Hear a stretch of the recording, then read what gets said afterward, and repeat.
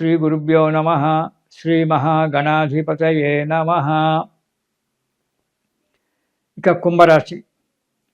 ఈ రాశి వారికి మార్చి 18 వరకు ఆదాయం 8, వ్యయం 14.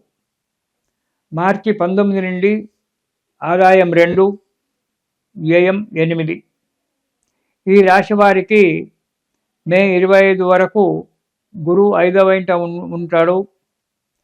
అనుకున్న పనులు నెరవేరడం జరుగుతుంది. ఆర్థిక పరిస్థితి మంచిగా ఉంటుంది. జన్మంలో 12వ ఇంట జన్మంలో శని, ఇప్పుడు శని తిరిగి అతను మళ్ళీ జన్మంలో రాహు తిరిగి 12ంటికి వస్తున్న రాహు 12ంటికి రావడం జరుగుతుంది. దానివల్ల జన్మంలో 12వ ఇంట రాహు వక్ర సంచారి కాబట్టి జన్మం నుంచి 12వ ఇంటికి రాబోతున్నాడు. అంటే కుంభం నుంచి మకరానికి రాబోతున్నాడు రాహు. కాబట్టి జాగ్రత్తగా ఉండడం చాలా మంచిది. కొన్ని అనుకోని ఇబ్బందులు రావడం జరుగుతుంది. అధికంగా డబ్బులు ఖర్చు కావడం జరుగుతుంది.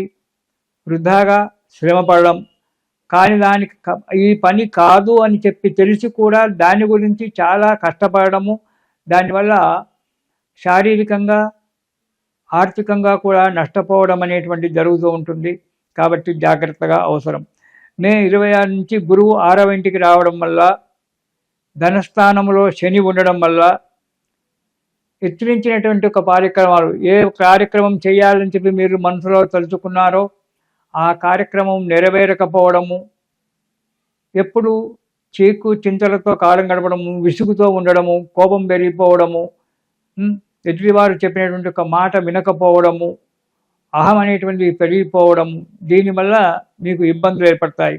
దానివల్ల మనస్థిమితం లేకపోవడము, ప్రతి పనిలో ఆటంకాలు, ఏ పని చేద్దామన్నా ఆటంకాలు ఏర్పడడం వల్ల మానసిక చింతన పెరిగిపోవడం జరుగుతుంది. ఆరోగ్యం కూడా అంతంతగానే ఉంటుంది. చేసే పనులకు ఆరోగ్యం కూడా సహకరించకపోవడం అనేటువంటి జరుగుతుంది. ప్రయాణాల విషయంలో చాలా జాగ్రత్త అవసరం. అంతేకాకుండా ఆఫీసులలో అంటే కార్యాలయాల్లో పనిచేసేవారు కూడా వాక్కు ద్వారా చాలా జాగ్రత్తగా ఉండాలి. మీకు ఏ మాట మాట్లాడతారో సందర్భం లేని మాటలు మాట్లాడడం వల్ల కొన్ని ఇబ్బందులు ఎదుర్కోవాల్సి వస్తుంది. మీరు ఎప్పుడు కూడా కొన్ని విషయాల్లో అసందర్భంగా మాట్లాడి ఎదుటి వ్యక్తుల చేత, అధికారుల చేత ఇబ్బందులు పడుతుంటారు. కాబట్టి సందర్భాన్ని అనుసరించి అవసరమైతేనే మాట్లాడండి, లేకుంటే మౌనంగా ఉండండి. అంతేగాని అసందర్భ ప్రేలాపనలు చేయకుండా ఉండడం చాలా మంచిది. ఇబ్బందులకు గురి కాకుండా ఉండడం మంచిది. ఇక వ్యాపారస్తులకు అన్ని రంగాల వారికి లాభసాటిగానే ఉంటుంది. కానీ ప్రభుత్వ అధికారుల వల్ల, రాజకీయ నాయకుల వల్ల వ్యాపారస్తులకు ఒత్తిడి పెరిగిపోతుంటుంది. కాబట్టి జాగ్రత్త. ఇటు అంటే సిబిఐ వాళ్ళు ఉంటారు కదా, వాళ్ళు మీ ఆఫీసులకు సంబంధించి వాళ్ళు వచ్చి మిమ్మల్ని చెక్ చేయడము, డబ్బు పట్టుకోవడము, తర్వాత ధాన్యము, ఇవన్నీ యొక్క పదార్థాలు దాన్ని నిల్వ ఎక్కువగా పెట్టుకోవడం వల్ల ఇబ్బందులు రావడము, వాటి చేసుకోవడము, సిఐడి వాళ్ళు మీ వెంబడి తిరగడము, అధికారుల వల్ల బాధలు ఏర్పడడానికి ఆస్కారం ఉంది. లావాదేవీలలో కూడా మీరు జాగ్రత్తగా ఉండాలి. ఈ సంవత్సరం అంతా కూడా వ్యాపారం మంచిగానే నడుస్తుంది, లాభసాటిగానే ఉంటుంది. కానీ ప్రభుత్వ అధికారుల వల్ల, రాజకీయ నాయకుల వల్ల, ఒత్తిడి వల్ల కొన్ని ఇబ్బందులకు గురి కావాల్సి వస్తుంది. కాబట్టి జాగ్రత్తగా ఉండి ప్రతి నిమిషం కూడా వేమరపాటుగా ఉండకుండా వేమరపాటుతనంతో ఉండండి. చాలా జాగ్రత్తగా ఉండండి. మీరు వ్యాపారస్తులు డబ్బు గురించి ఆశ పడకండి. వచ్చిన దానితో తృప్తిగా ఉండండి. ఎంతవరకు సరుకు ఉందో అంతవరకు అమ్మండి. కొత్త సరుకు తర్వాత తెచ్చుకోండి, కానీ నిల్వ పెట్టుకోకండి. నిల్వ పెట్టుకున్నారో మీకు ఇబ్బందుల పాలు కావాల్సి వస్తుంది అధికారుల వల్ల. ఇక విద్యార్థులు విద్య గురించి చాలా కష్టపడాలి. ఎంతవరకైతే అంతవరకు కష్టంతో ముందుకడిగేయాలి. కానీ నాకు అన్నీ వచ్చులే అని చెప్పి అనుకోవద్దు. మతిమరుపు చాలా పెరిగిపోతుంది. విద్యలో శ్రద్ధ తగ్గిపోతుంది. ఏమైనా కానీ అన్నీ నాకు వచ్చులే అని చెప్పి అతి తెలివి ప్రదర్శిస్తుంటారు మీరు. కాబట్టి విద్యార్థులు అతి తెలివికి పోకుండా, అతి తెలివి అనర్థదాయకం. దానివల్ల ఎన్నో ఇబ్బందులు వస్తాయి. ఎప్పుడో పరీక్షలు ఉన్నాయి కదా, ఇప్పటి నుంచి కష్టపడడం ఎందుకు, మార్చిలో పరీక్షలు ఉన్నాయి, ఫిబ్రవరిలో కష్టపడితే అయిపోతుంది కదా అని చెప్పి అనుకోకండి. ఇప్పటి నుంచే కష్టపడి జాగ్రత్తగా ఉంటే మీకు మంచి మార్కులతో పాస్ కావచ్చు, లేదా డుబుకీలు కొట్టుకుంటూ వెనుకకు మరలి రావడానికి ఆస్కారం ఉంటుంది. ఉద్యోగస్తులకు చూసుకుంటే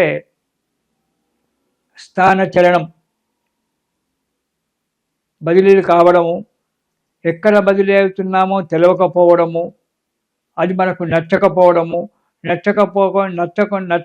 నచ్చకపోయినప్పటికైనా అక్కడ ఉద్యోగం చేయక తప్పదు, బదిలీ కావడము, అపవాదులు భరించడము, చేయని తప్పులకు శిక్ష అనుభవించడము జరుగుతుంది ఉద్యోగస్తులకు. అందుకే ప్రతిసారి కూడా మీరు ఆఫీసులో ఉద్యోగం చేసేటప్పుడు జాగ్రత్తగా ఫైళ్ళు చూడండి, వాటిని చదివి చేసిన తర్వాతనే సంతకాలు పెట్టండి. ఏది ఎక్కడికి ఎలా పంపించాలో అలా పంపించడం చేయండి. కానీ ఒకరి మీద నమ్మకం పెట్టుకోకండి. మీ మీదే స్వయంగా కార్యక్రమాలు చేసుకోవడం చాలా మంచిది. దానివల్ల ఇబ్బందులు ఏర్పడుతుంది. కొన్ని తప్పులు చేస్తారు, దానివల్ల ఉద్యోగంలో దెబ్బ రావడం జరుగుతుంది, ప్రైవేట్ ఉద్యోగస్తులను తీసివేయడం జరుగుతుంది, ప్రైవేట్ సంస్థలు వారికి ఇబ్బందులు ఏర్పడుతున్నాయి. కాబట్టి ముందే జాగ్రత్తగా ఉండడం మంచిది. చేయని తప్పులకు శిక్ష అనుభవించాల్సి వస్తుంది. కానీ భగవంతుని యొక్క సేవ చేయడం వల్ల కొంతవరకు మీకు మంచిగా జరగడానికి ఆస్కారం కనబడుతుంటుంది. దైవాన్ని నమ్ముకోవాలి, మీరు చేసే పని నమ్ముకోవాలి, సక్రమంగా పని చేయాలి. కాబట్టి ఈ సంవత్సరము ఈ కుంభరాశి వారు దత్తాత్రేయ స్వామి స్తోత్రం చదవడం చాలా మంచిది. దత్తస్తోత్రం పారాయణం చేయడం వల్ల కొన్ని ఇబ్బందుల నుంచి దూరం అయిపోయి ఆ దత్తాత్రేయ స్వామి యొక్క అనుగ్రహం వల్ల సుఖంగా సంతోషంగా ఉంటారు. కాబట్టి దత్తస్తోత్రాలు చాలా ఉన్నాయి. అందులో నారద మహాముని చెప్పినటువంటి స్తోత్రం ఉంది, వాసుదేవానంద సరస్వతి స్వామివారు చెప్పినటువంటి ఒక స్తోత్రాలు ఉన్నాయి. ఏదైనా ఒక స్తోత్రం మీరు చదవడం చాలా మంచిది. అది చేసినట్టయితే కొన్ని సమస్యలు ఆటోమేటిక్గా మీకు పరిష్కారం జరుగుతుంది. కాబట్టి మీరు ప్రతిరోజు మరవకుండా దత్త స్తోత్రాన్ని పారాయణం చేయండి, సుఖాన్ని పొందండి. ఇది శుభం.